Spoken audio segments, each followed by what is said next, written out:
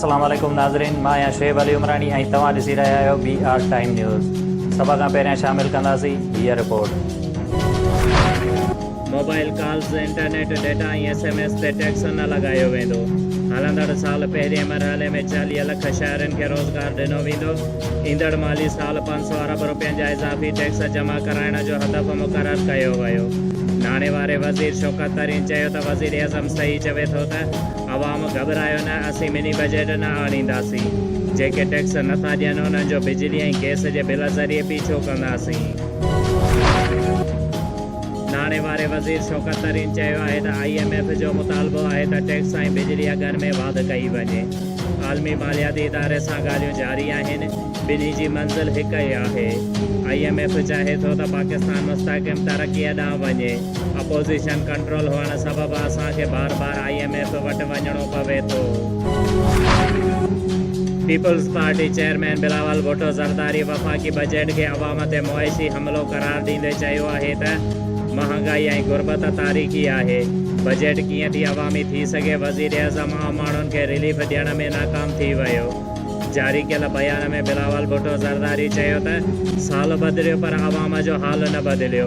2020 ऐं 21 बजट पेश करे इमरान ख़ान अवाम दुश्मन एजेंडा वाज़े करे छॾी। पर पीपल्स पार्टी इमरान ख़ान खे अवाम जो मुआशी क़त्लेआम करणु न ॾींदी। मुस्लिम लीग नून जे अॻवान अहसन इक़बाल चयो आहे त हुकूमत कलभूषण लाइ कानून पास करे गैरत जो सौदो कयो। जीअं कश्मीर मामले ते सौदेबाज़ी कई वई, तीअं ई कलभूषण मामले ते कई वई। अॻूणे वज़ीर आज़म नवाज़ शरीफ़ ऐं मुख़ालिफ़ धुर जे अॻवान शहबाज़ शरीफ़ विच में टेलीफोनिक राब्तो।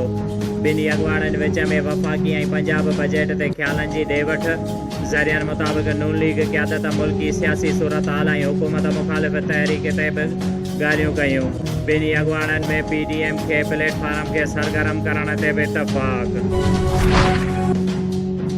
ऑल सिंध रिटायर्ड मुलाज़िम एम्प्लॉइज़ यूनियन नवाब शाह पारां ग्रुप इंश्योरेंस न मिलण ख़िलाफ़ ज़िला सदर उमर ख़ास कैलीअ जी अॻवाणीअ में नवाब शाह प्रेस क्लब अॻियां एहतजाज कयो वियो। उन मौक़े ते मुलाज़िमनि चयो त पाकिस्तान जे 3 सूबनि में रिटायर्ड मुलाज़िमनि खे ग्रुप इंश्योरेंस ॾिनी पई वञे।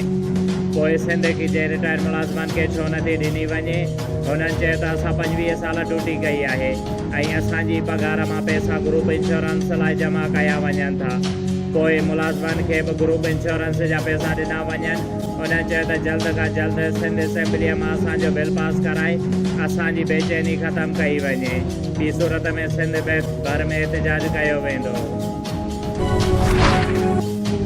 पीपल्स पार्टी अॻवान निसार खोड़ो चयो आहे त उहा सिंध जेका पाकिस्तान ठहण में अॻु भराई कई, उहा सिंध जंहिंजे रेवेन्यू मां इंडस्ट्रीअ मां 70% वफ़ाक़ खे मिले थो। पर अफ़सोस सां चवणो पवे थो त शर्म अचणु खपे वफ़ाक़ खे ॿियो बजट में सिंध जे डेवलपमेंट खे घटि रखियो वियो आहे। जंहिं सूबे में डेवलपमेंट न थींदी उन सूबे जी अवाम तरक़ी कीअं कंदी।